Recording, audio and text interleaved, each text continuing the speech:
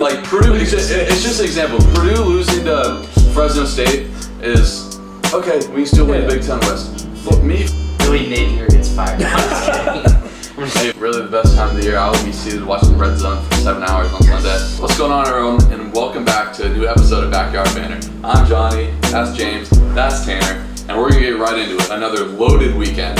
Probably one of the best weekends of the year. We got college football, NFL, playoff baseball, hockey starting, NBA's right around the corner. October's the best month of sports, man. So we're gonna get right into our pick'em.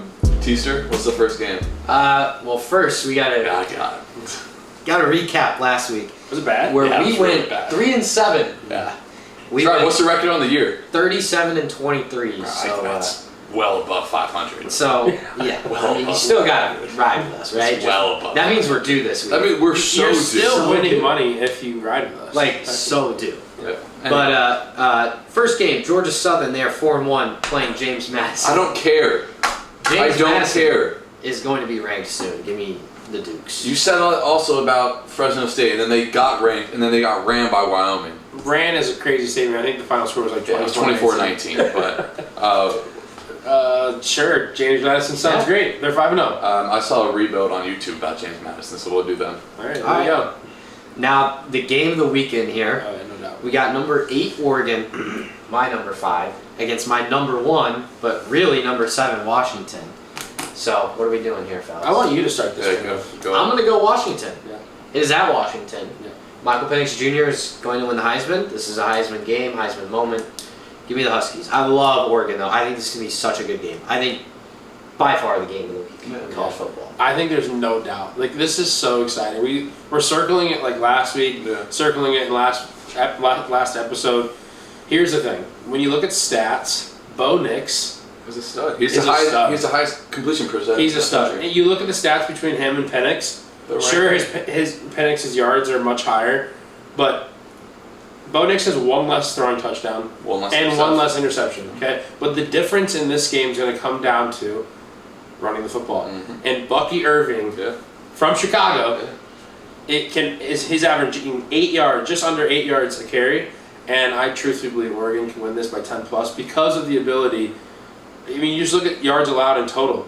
Washington's allowing 365 a game. It's not good enough. That's too many. That's a yard a year. Not 1 yard per day for a whole year. That's great. I don't understand what that has anything to do with the fun stat with the game, but I just think Oregon has an ability to play defense. And don't get me wrong, Penix is a stud, and he's going to throw the ball all over the yard.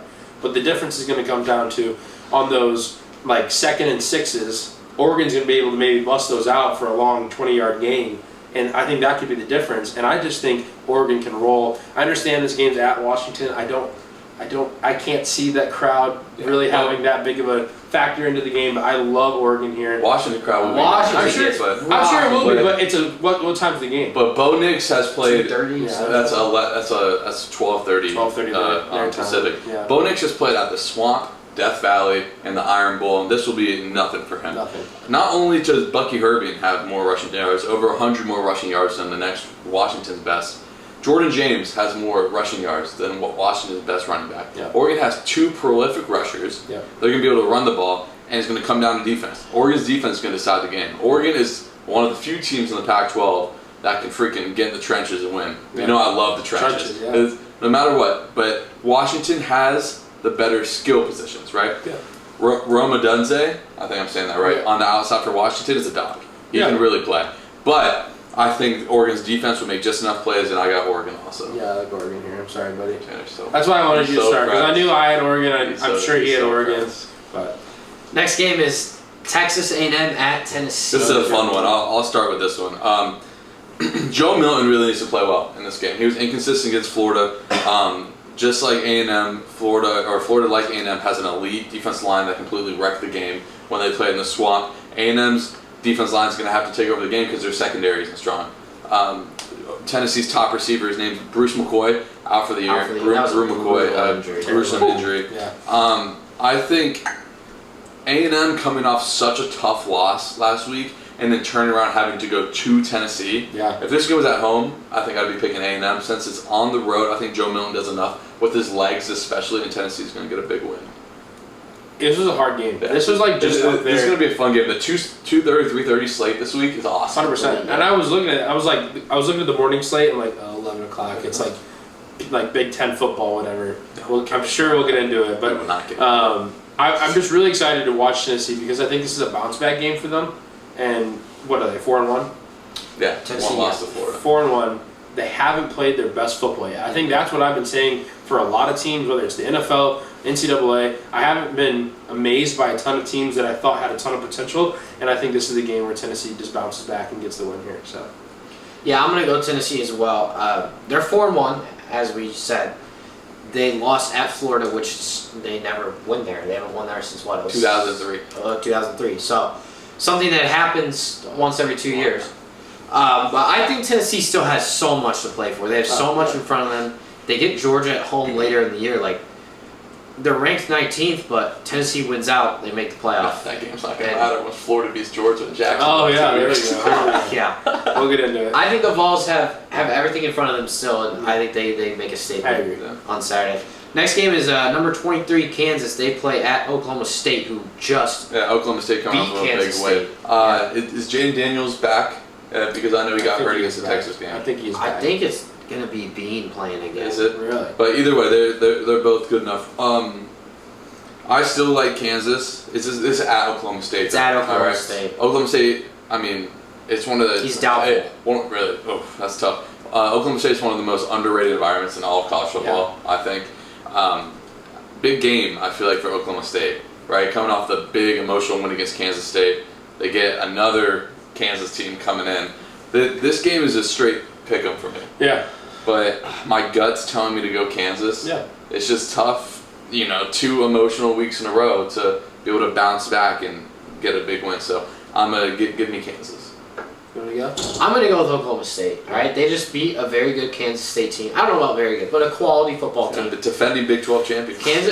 Oklahoma State has been throwing the ball pretty well this year, and I think they can throw it even more against the Kansas secondary. Doesn't scare me at all, and I think Oklahoma State's going to air it out successfully.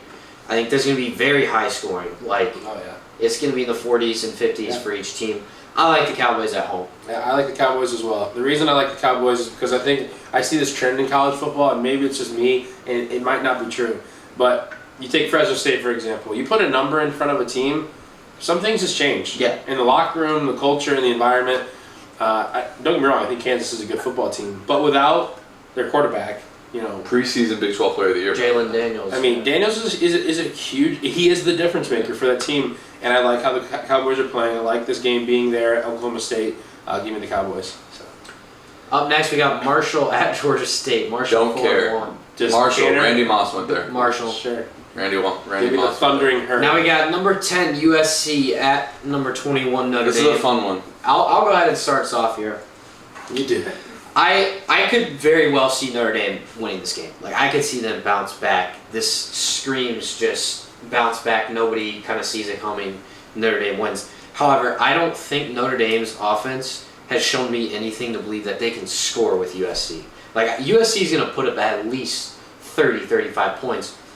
Notre Dame, I don't think they can score that, even on USC's defense. So for that reason, I'm going to take Caleb Williams and the Trojans. Yeah, James, you're going to go last. I'm taking Notre Dame. Number 3 passing attack for USC. Notre Dame is number 3 passing defense in the whole country. This game being in South Bend, coming off of a loss, we talked about it, just the death row of losing to Ohio State, a game that you probably should have won. Going on the road, playing Duke, their Super Bowl, playing Louisville in their Super Bowl. I think they have to be able to run the ball better.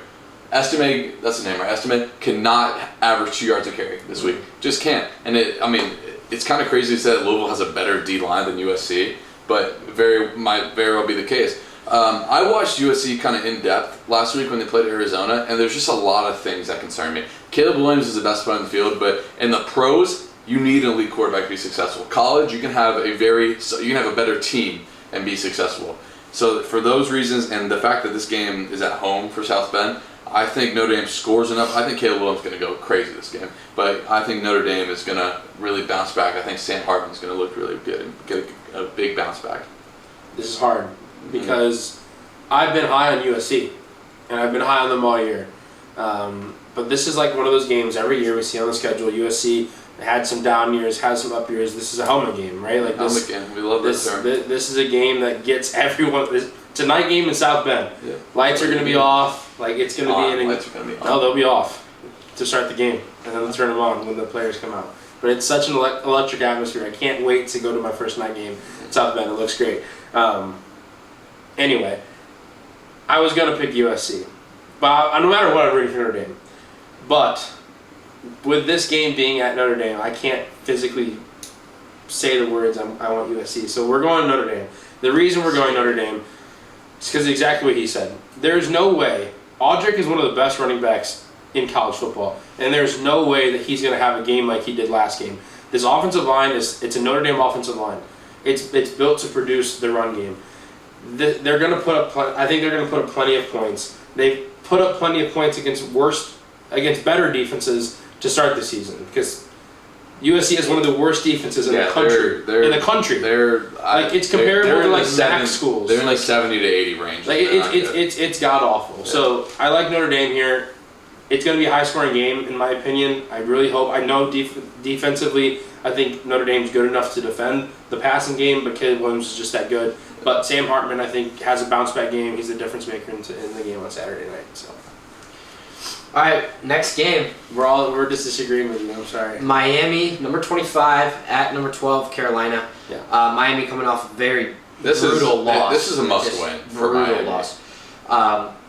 This is tough for me because Carolina was my preseason ACC pick, and I still think they can win the ACC. But I think this has the Canes written all over it. I just see a big-time response out of them, and yeah, I'm going to take Miami. I don't know. I just think they're going to come out and have a response to that horrible loss last week. I think Cristobal he's going to be aggressive, I would imagine. I have the Tar Heels here. I think Drake May is a better quarterback. I think this game being at UNC obviously favors them. It's going to be a great football game. There's a ton of good games and a ton of great conference matchups, which is amazing. This is one of my favorite parts. You get into these weeks of college football, it gets pretty great. I really like UNC, and after that loss with Miami, I'm just not sure where they're at. Yeah. I don't understand. It's a mistake that can't be made. Yeah. And I lose all trust in coaching when you make a mistake like that. So give me the Tar Heels. Yeah, Miami before that big drive, they held Georgia Tech to under 200 yards total. So Miami's defense can play. And Drake May's counting stats don't look the best. 8 touchdowns and 4 picks. I don't know. I'm completely torn. Can Van Dyke go on the road and get a big win? 2 years ago was really good. Last year was terrible. This year he's been solid so far. But in a game like this that's so close, I'm going with home field and the better quarterback. So give me North Carolina. Zero confidence in that pick. Yeah, no, I agree. It's a coin flip game, but give me the home team. Give me Mac Brown, who I think just has more experience. Next game we got Missouri at Kentucky. Kentucky still ranked. Both teams are 5-1. Big matchup in the SEC East. Obviously, Georgia, Tennessee are probably the front runners. But who knows? Maybe these teams have something to say in that race. So what do we think, fellas? I'll get it started. I like Mizzou here. Kentucky has looked impressive some weeks and then bad football the other weeks. And that's what I worry about. Kentucky can win this game 100% if they're able to run the ball like they have in those key wins. But I like Mizzou's defensive front to kind of stop that run. I know they haven't put up great numbers in terms of statistics defensively wise this year, but I like how Mizzou's playing those last couple of years, and these last couple of weeks they've been playing really good. I think even going into Kentucky, I like Mizzou here. Yeah, I think that Kentucky win against Florida was very overrated because Florida was never really that good to begin with, and they won because of historical down the ground. You never win a game when your quarterback throws for less than 100 yards, much less than 70 yards. Yeah. And definitely was better against Georgia, but still not a world beater, right? But Missouri coming off that such a tough loss at home against LSU, having to go on the road. Kroger Field's going to be rocking a night game. I'm sure. Mark Stoops made those kind of controversial comments about Georgia. That being said, Luther Burden's the difference. Secondary is a spot of weakness for Kentucky. Their defensive line is elite, though. They got some dudes up there up front, some big-time transfers, but I really like the Missouri quarterback. Luther Burden's going to be the difference, and again, not a lot of confidence in this game. Another coin flip game, and I just like Missouri. I just think they have a little bit more offensively. It's a game you're excited to watch. Yeah. I'm going to go with Missouri as well. Luther Burden is right now a top 5 player in college football, and I think that is the difference in this game.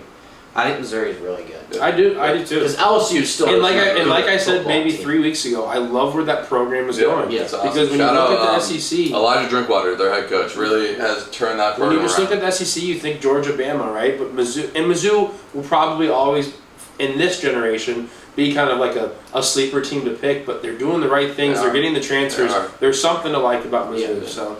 Next game, we got number 18 UCLA. They go to Corvallis, and they play number 15 Oregon State. Yeah, I can start this one. I got Oregon State. DJ had a huge game the last, I think, 2 games. He's really kind of, maybe I was too quick to judge. I was really praying on his downfall after they beat Utah. But I think after the loss to Washington State, where he was really bad, this is games at home, freshman quarterback.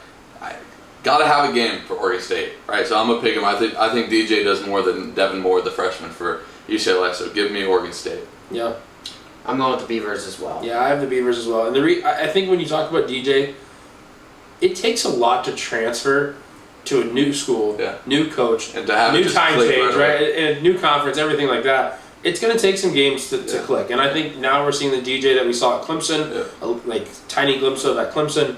I like the Beavers here. So what's the last final game? We got NC State at Duke. I'll go quick here. I think Duke is going to win comfortably in this one. I'm very confident in this one. I think NC State's an overrated 4-1. They were really good a few years ago with Devin Leary and all the other dudes that they had. I think Duke comfortably wins. I agree. Duke, I have the same Duke for sure. Yeah. And then how many points in Oregon Washington? Ooh. I think this is going to be like a 38-35 type of game. Yeah. I'm never good at these. I'm going to go like 70. I was going to say 82. 60. Oh, okay, let's go 74. I was going to say 65. Go 76. I don't know. We'll see. It's always a guess. All right, straight into the NFL. First game I want to talk about, my beloved Buccaneers. They're going to be wearing the creamsicles, play the Lions, an old NFC North battle from back in the day. Yeah. Baker's been really good so far. Bucs coming off a bye week. Obviously, the Lions are by far the best team in the NFC North as of right now. I mean, what do you guys think? Who do you guys got? I like the Bucs a lot here. This is a really good spot for Tampa, right? Like, Detroit's really good. I think Detroit is like a sneaky top 5 or 6 team in the league. Yeah. But when you mention coming off of bye and having 2 weeks to rest, prepare for this game, and it's in Tampa, like Detroit, I think they're due for a loss, and I think it happens on Sunday. I like the Buccaneers a lot in this game. Baker Mayfield's been playing good. Kind of 2 quarterbacks that are reviving their careers. No doubt. Yeah. No doubt. I watched maybe like a YouTube clip about Baker and just the process of him getting drafted. Yeah. And I'm like thinking back, when it was in high school when he got drafted, he was the best quarterback, right? And it was a Baker show, and he's kind of back and showing why he was the number 1 pick.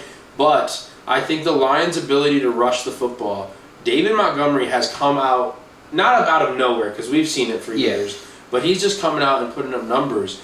And then you add in Reynolds, Amon-Ra, Sam Laporta's statistically the best start of a tight end in the history of tight ends. Pretty good. Sam Laporta has the best start. Can't get better than that. Can't get better than Sam Laporta's start. He's a dog. Reynolds is a dog. Amon-Ra St. Brown's a dog. I like the Lions here. This is going to come down to who's healthy. Mike Evans is questionable. He hurt his hamstring in the New Orleans game. Amon-Ra didn't play last week.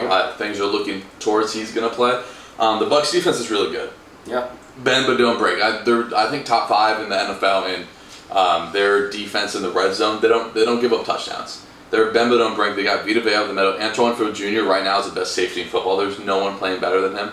And we'll see. Hopefully, if the Bucs had the bye week to get healthy, they got their first-round pick out of Pitt back. Not Kalijah Cansey, the dude that was looked like Aaron Donald coming out. Yeah. We'll see. You guys know, I've been holding back my aggressiveness to pick the Bucs because I've seen Baker for 6 years now, 5 years, and we'll see. If Mike Evans plays, I think the Bucs are going to win. I'm hesitantly taking the Bucs because this game's at home. Yeah.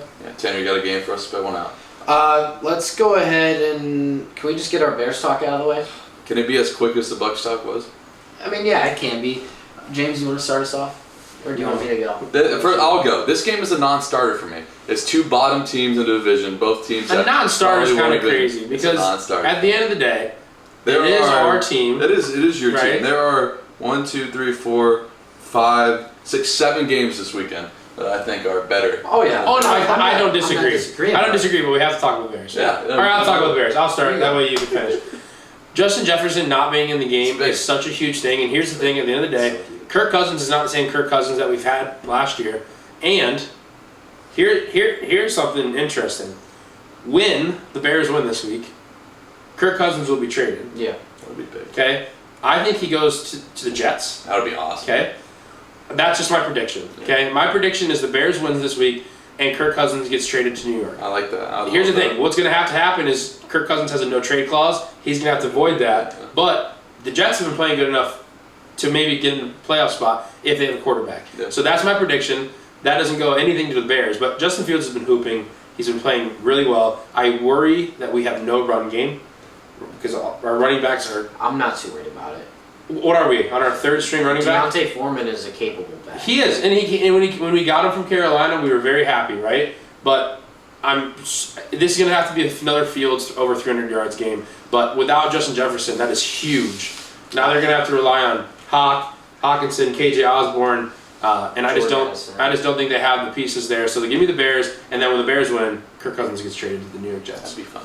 Yeah, I like the Bears a lot in this spot too. I think the Bears the last 2 weeks have been playing very well. That's the Bears we expected to see before the season.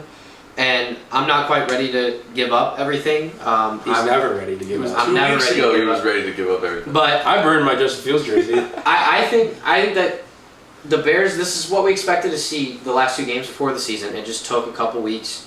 Give me the Bears a win without Justin Jefferson. If Jefferson was playing, I think this is a toss-up. Yeah. Without Justin Jefferson, I think Kirk is going to struggle without Justin Jefferson. I totally agree. Yeah, we'll see if he'll struggle. The Bears defense. I know they get Eddie Jackson. That was pretty quiet. We get Eddie Jackson. I got a game. Jalen Johnson, Kyler Gordon. I got a game, and this game hurts to say because these two teams I could care less about. But it's the New Orleans Saints versus the Houston Texans. What's your guys' obsession with talking about the Saints and the? Because I think that, and it can be quick. The Saints have not played their best football yet. They haven't, but the Texans have. Hurt. I mean, he is, but I'm just telling you, Alvin Kamara has been back for 2 weeks now, and he's been kind of quiet. Yeah. Kind of quiet. And this spread opens up New Orleans only favored by 1.5, and I think they roll past the Texans because I think of the fact that the Texans have played their better football, whereas the Saints haven't. I think the Texans are going to win. Yeah, maybe. That's why it's an interesting game. Yeah, this game it's interesting. It is. It's not my favorite, and I hate saying it. But the game's in Houston. Hopefully, Derek Carr shows some life. Michael Thomas has looked better. Alvin Kamara, when they played the Bucs, they got him the ball every time play on the first drive. So the Saints just have a little too much. That defense is really good. But another game I want to touch on is we won't talk about the Monday night game yet. Let's go to Giants and Bills. This is the last gasp for the Giants. It's the worst. I think this might be the worst Sunday night football game in history. Has to be. I like watching Josh Allen play. Do you know what the spread is? It's like 13.5. 14.5. Yeah. Well, the Giants have everybody hurt. Yeah, Saquon's out. Is he out? Daniel Jones. What is he? Daniel Jones might be out. Yeah, we'll Daniel see. Jones might be Anyway, if the Giants and with Buffalo playing as well as they have, well, they just lost last week. They're coming off a loss in London. Got to fly. They're gonna roll through the pond, not through the pond. Through the pond. They're actually taking a new plane that goes in the water. In the water, they come back out. Helps with jet lag. Swan dive. But again, if the Daniel Jones contract, I think is going to go down as the worst contract in one of the history in the professional sports. Yeah. Because this is going to completely decapitate, not even cripple, it's going to decapitate the New York Giants. Yeah. And the future. If I'm Saquon, I'm taking less money and going somewhere else. Yeah. Why would anyone want to stay with the Giants right now? They had a fluke playoff year last year in a terrible NFC. Yeah. So the Bills are going to roll, man. Roll. Yeah. No, I totally agree. I think the Bills absolutely destroy the Giants, and I'm not even gonna watch Sunday Night Football. I don't know if I'll watch that one either. It's gonna be bad. I got 3 games that I would like to talk about before we finish up, just briefly. I want to start with the Colts versus Jags. Both are 3-2, tied for first place. They play each other. Isn't playing. I don't care. Minshew Mania, though. Minshew Mania going back to Jacksonville. Yeah, it'll be fun. I think that Jacksonville really found something last week. They were able to run the ball really effectively last week. Yeah, give me the Jags. Jags. Trevor Lawrence is back. If the Jags top 2 quarterbacks. If the Jags weren't in London 2 straight weeks and didn't make that traveling this week, I'm surprised the NFL didn't give them a bye after that. I would probably take the Jags. I'm going to take the Colts. Yeah, here's the thing. The travel isn't that big of a deal, fellas. Coming from Europe and you have 7 days. Yeah, I'm just saying it's tough to get up and play. I like Gardner Minshew as well. Yeah, he's fun. What's your other game? Yeah, you keep. My other 2 games, Ravens Titans. Yeah, in Ravens London. Titans. It's a great game. Titans have the best run defense. Yeah. Right. Ravens have to be able to run the ball. Hopefully, the Ravens had 5 drops by receivers last week, the most so far in the NFL. Bad. And one of them's for a touchdown. It's been bad. They looked inept. They did. I think the Ravens will look better against the Titans. Ryan Tannehill is still their quarterback. That just shows how good of a coach Mike Vrabel is, that he can get 2-3 wins out of this Ryan Tannehill. Here's my issue. I like the Ravens. My issue with him, Ryan Tannehill hasn't gotten better, but yet we're still not giving Derrick Henry the football. Run the ball. Win the game. Run the football. Win the game in the trenches. Run the football. So unless I see Derrick Henry with 25 carries, Ravens are going to win this game. Win the game in the trenches. Win the game in the trenches.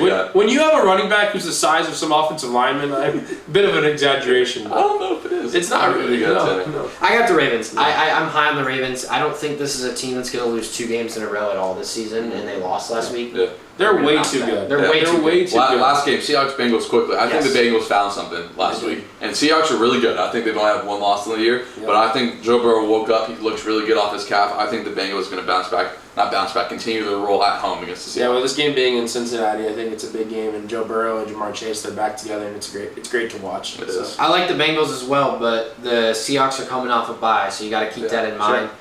I think this is going to be a very close game. Best game in the 1 o'clock window, I would say. I think so, too. I'm going to take the Bengals. I think Evan McPherson is going to hit a game-winning field. My boy, go Gators. That'd be sick. Florida Gators. That's another great week, so looking forward to it. Can't wait. Yep. We're going to go right into MLB. We didn't really talk about it last episode. 3 of the series have now wrapped up. The Astros, we have to talk about them, man. 7 straight championship series. Unbelievable. I think Jose Altuve is going to go down as the most underrated player of this generation because of the whole cheating scandal with the garbage cans or whatever banging. Can't do that. But Bryce Harper was insane last night. There are no 3 better players on the planet right now than Yordan Alvarez, Bryce Harper, and Corey Seager. There's just not. There's not. You cannot prove to me. Mookie Betts didn't get a hit in this postseason. Ronald Acuna has been incredibly average this postseason. He sucks. Can you stop? Stop. He got hit by a pitch. You know what he did? He walked. He's gonna win the MVP second. Unanimously. I could care less. You don't know why he's going to get bounced. No. Answer this. I have a question before we continue. You are an MLB voter. You are voting on awards. Who's your MVP? Ronald Acuna. Right, okay, so shut up. Anyway, let's talk about the Astros. Tanner, you picked the Twins to go to the World Series, and man, the Astros. Good take. It's just. I mean, the teams I picked to go to the World Series. Oh, I'm just as bad. The teams I picked to go to the World Series did not win a game in this playoffs. But here's the thing. I said it 2 weeks ago, maybe. Mm-hmm. First of all, I messed up on half of the take. I said the Dodgers and the Astros are the most, not talked about teams. Yeah. Dodgers suck, apparently, right? I mean, that was bad. It was just bad. It was a bad series. But that's credit to Arizona. But the Astros have been playing great ball from April until now, and they just know how to win, and they just do it the right way, unless they cheat that one year. But they know how to win, and that's the most important thing. But I told Tanner yesterday when they made it to the ALCS, I said that's 7 in a row. Yeah. 7 in a row. It's unbelievable. It's incredible. I would die for that. No, I know. We just want to make the playoffs as Chicago fans. And the thing is, they lost George Springer, lost Carlos Correa, lost. I mean, Michael Brantley's still there. He barely played this year. Yeah. It's just they lost Garrett Cole, lost Charlie Morton. They don't have the same team. They rotate. The team they had 7 years ago to now is completely different, but yet they still win the same amount of games and they win the big series. Speaking of the AL, the Rangers look unstoppable, man. Yeah. When they get this hot, they did it to start the season, and I mean, who in that lineup? 1 through 9, you fear that lineup. And Nathan Eovaldi is one of the best postseason starters, one of the most underrated postseason starters of Montgomery's pitching really well. And I don't know, this could be a terrible question. I know Max Scherzer was on like the. Oh, he might make it back. But that's what I'm wondering. Is he going to be back? If he makes it back, that'd be incredible. I mean, three-headed monster if they're back, feed me the Rangers. Is, their bullpen was so bad in the regular season, and not only have they been serviceable, they've been good. Yeah. And no one suspected that. No. And Corey Seager, Marcus Semien, there's no better 1-2 punch in baseball at the top of the lineup. So yeah, we'll get into predictions next episode for that, but. That Rangers-Astros series, man. I'm excited for it. I enjoy the Rangers. I enjoy different teams being in the playoffs, right? I'm sick and tired of watching the Astros in the World Series, but the fact that the Rangers are here, it's amazing, right? But in the offseason, when they got DeGrom, you were like, oh, man, they're going to be legit. You lose DeGrom, you're like, oh, who cares? Then they go, all right, we're going to sign Max Scherzer. They go all in. Right? And that's how franchises win. Well, and they did it the right way. This series is exciting for me because you have the Astros who've been there, done that, right? Like, there's no question about it. And then you've got the Rangers, a team that went all in. Like, they spent so much money in free agency the last 2 years. They've gone all in at the deadline this year. Like, I want to see the Rangers do it because I like front offices that are aggressive, that spend the money, that make the trades to win a World Series, and they've done that. And I would. Yeah, I mean, poor Mets fans. Sorry, I mean that's. No, I agree. Showing that it is, shout out to Texas, all Texas CS, man. That's awesome. Yeah. The Dodgers collapsed, man. Yeah. Freddie Freeman and I'm completely bringing Mookie Betts combined for 1 hit in 3 games. Terrible. Well, what did I say 2 episodes ago? I picked the Diamondbacks because every single year, aside from the COVID year, it's just a Dodgers choke. Is it though? Because every single year. They still play a lot better baseball than they did this past year. Because you can say it's a choke. They lost in the DS to the Nationals that 1 year. They lost in the DS to the Padres, but before that, they lost in the World Series to the Astros. They lost in the Championship Series to the Braves. So you can say those are chokes, or you can say, wow, they're getting in 2021, they were 2 games away from the World Series. Right. In 2016, they were 2 wins away, one win against Game 7, and then they lost the World Series against Boston.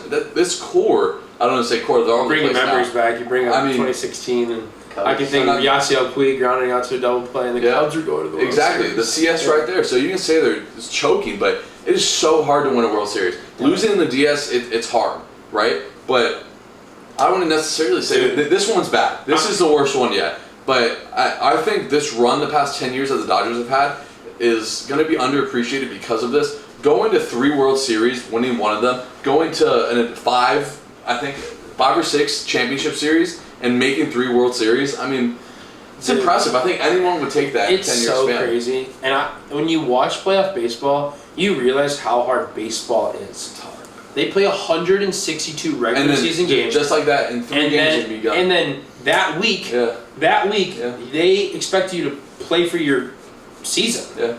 Who cares what you did the previous 162? Mm-hmm. You got in, congratulations. We'll shake your hand. We're playing against each other. But now made the best team win, right? The Diamondbacks, who were a team who barely made the playoffs, in the last week they made the playoffs. Now they're fighting to make it to the World Series. Corbin Carroll, man. It's incredible. Corbin Carroll is Patel Marte. And you know what, that podcast with Corbin Carroll and Mookie, they were on a podcast together, and Mookie said, hey man, you're going to have to come into LA and it's just different. We're going to play ball. And they didn't play ball. Corbin Carroll did. He played ball, then he went and jumped in the pool in the outfield, which was sick. But the series that we were all excited for could end tonight. Braves Phillies. I mean, first of all, it's been must-see TV. That comeback, every game in Game 2 has been awesome. Last night, Bryce Harper staring down. I'm going to say this right now. There was no better atmosphere maybe in all of sports, and at least American sports, than Phillies postseason baseball. We're going to put the clip up right here. Bryce Harper hits a home run. There's fans standing on top of the roof watching the game. And just the crowd noise with it, it's awesome. And first of all, he hit a bomb. Nuke. I mean, a bomb. And I can't even imagine. Is there better 1-2 punch right now than Zach Wheeler and Aaron Nola? I mean, God. Man. No, they are so. Spencer Strider. So when this episode comes out tomorrow, you'll know who won. But Spencer Strider's. Were they going to have a Game 5? Or? Yeah, I think it was going to be a Game 5. Phillies have a bullpen day. I think they kind of not got lucky, but they kind of overperformed in Game 1 with this bullpen day. But I think Spencer Strider does enough. I think Braves get a big win. This goes 5. I think Spencer Strider is overrated. I think this Phillies lineup knows how to get to him. I think the Phillies lineup is good enough to win this game. I just worry that because Strider's 0-1, Yeah. I think he's too good of a pitcher to lose 2 games. But the Phillies lineup is so good, and playoff baseball is interesting in this fashion. If the Braves come out and Strider's through 4 innings, and now there's runners on first and second, nobody out, they're pulling Strider. Yeah. Like, that's just the way it is. And I don't know if the Braves bullpen has enough against the Phillies lineup to go 5 innings. So I'll be super excited to see to your Spencer Strider point, there's only one player on the Phillies that's hitting above 225 on Spencer Strider, and it's Brandon Marsh. Yeah. So they say they're going to get to him. We'll see. They haven't notoriously. But the thing about the Phillies is like they don't have guys that hit for average. They have guys that just hit bombs. Like that's what they do. They're 2 swings away from being in the NLCS. Yeah, that'd be great to watch. Excited to watch tonight. But quickly, we'll go to hockey. Both of our teams got big wins. Lightning on opening night looked really good. It's fast. No Vasilevsky, no problem. Kucherov is one of the best 5 players in hockey for a reason. Nick Paul in front of the net. Just really excited. And then Connor Bedard, man. Yeah. Got his first goal last night against Boston. Pretty incredible. Yeah. I mean, every single time he was skating in the first game, he's just falling over himself. That's what and that's the point. He's not there physically yet, but you can see it. You can see it. Here's the thing. There's a couple great points about Connor Bedard. One, you look at the picture of him with his puck, with his first assist, first point, smiling because we won. Yeah. You look at the first goal puck, he's not smiling because they lost. And I think that's the most important thing. The first goal they won, first point they lost. No, the first point was against Pittsburgh and they lost. We won. Oh, they won that? Yeah, we won. Last night we lost. Excuse me. My bad. I just think he's, first of all, he's 5'9", he's 18 years old. He's doing this stuff. And he's doing this. Like, Tanner, what were you doing at 18 years old? Certainly not playing. Not playing against grown men. A lot of things. In the NHL. And it's incredible just because he does look super young, and he's gonna have to just mature in the game. But that's why you draft him, right? Because he's got so much potential. Wayne Gretzky last night said that he reminds me a lot of him, and that is the highest compliment you can ever receive. Literally, there's no the great one. They call him the great. You literally can't get a better compliment. So super exciting. The Hawks look fast. Yeah. There's a bunch of other rookies besides Bedard that are looking really good, and we haven't even called up several of our other guys that we've drafted in the years past. Super excited for the Hawks' future. Not necessarily this year, but the future. So. My take on it is this is me getting into hockey this year, so you got to take my opinions with a grain of salt because I don't always know everything. That's all right. But I thought that getting a win out of those 2 games on the road would be huge, and they did that. Like, Pittsburgh's a good franchise. Boston broke the record for wins last year. Yeah. You find a way to get 1 win, get out of there with 2 points, I think you take that every road trip. No doubt. And that was big for them. Me watching Bedard, like I said, getting into hockey, but I can just tell, like, he's faster than everybody else out there. Like, you can just tell by how he moves. Like, he's the real deal. And he had that nice goal. He had that nice pass. The Blackhawks are fun to watch.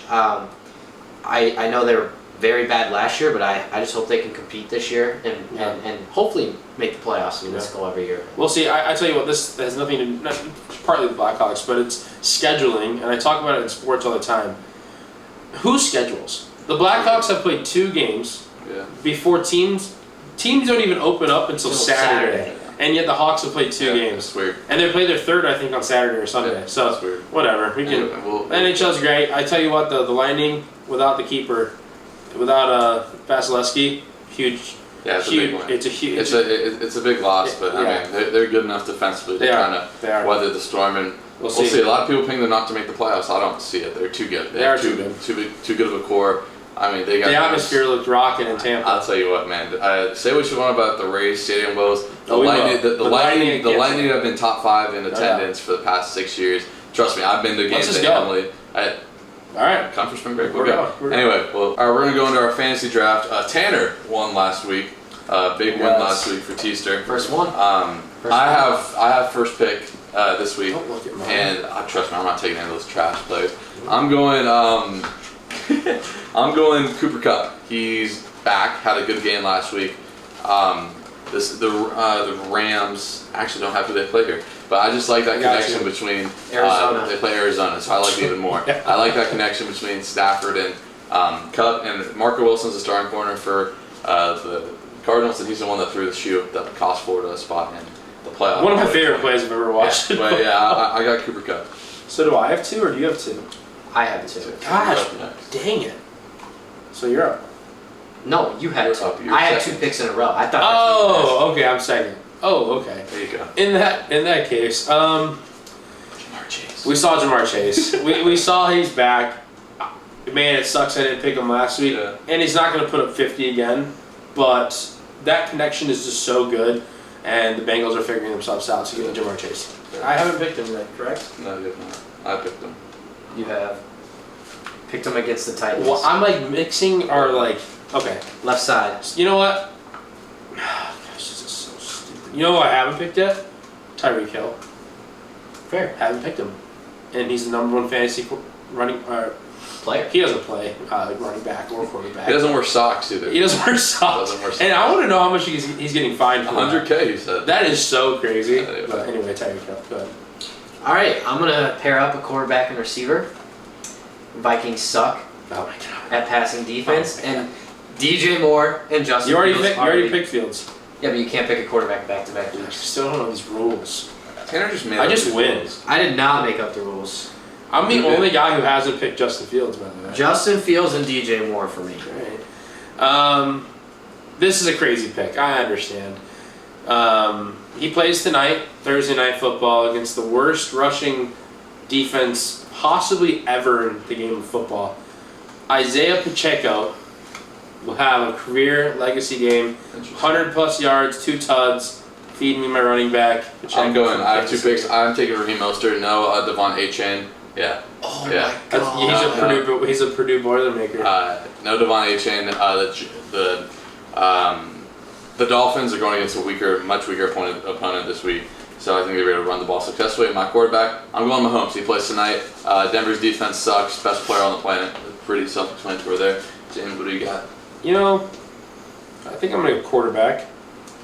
And I think I'm going to go Josh Allen. It's fun. He's just one of my favorite quarterbacks in the league. So feed me the tall boy that... Where's he from? Wyoming? Wyoming. Yeah. Oh, I thought Moser would follow me round Never. 4. I I thought there almost was took no him way. first. I thought I I'm- would have never drafted him, honestly. thought I there almost was took no him way. first. He went to Purdue. We All haven't right, talked about Purdue. I'm going tight end. You might as Be well. T.J. Hawkinson against the Bears pass Yeah. defense. Yeah.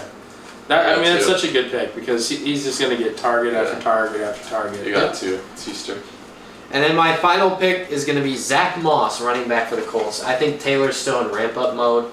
They play the Jags. I think the Colts, to win that game, are going to have to run the ball. Zach Moss has been playing very well. So Who you got, James? It says I haven't ever drafted Travis Kelce, so I ought to draft Travis Kelce because his girlfriend's going to be at the game. So No, we're not talking about that. Swifty's going to be there. So give me Travis My Kelce. tight end is going to be my last pick. Kate Otten, the tight end for the Bucks, plays the most snaps almost at anyone on the Bucks. Gets a lot of those red zone targets, so I like Kate Otten. There we go. So the teams here, Johnny, you got Mahomes, Mostert, Kupp, and Kate Otten. It's a valid team. James, you got Josh Allen, Isaiah Pacheco, Tyreek Hill, and Travis Kelce. That's a valid team. Dogs. Oh my God. That's I might put up a record. I got Jay Fields, Zach Moss, DJ Moore, and Hawkinson. Weak. So. Such a terrible draft. Unless Fields and DJ Moore go off. They disconnect and win. Anyway, that's it for us today. If you made it to the end, thank you so much for watching. Subscribe, leave a comment on anything that you guys want us to do in the future, and we'll see you on Tuesday. Boilers, they're going to beat Ohio State. I'll say by 30. See ya. See ya.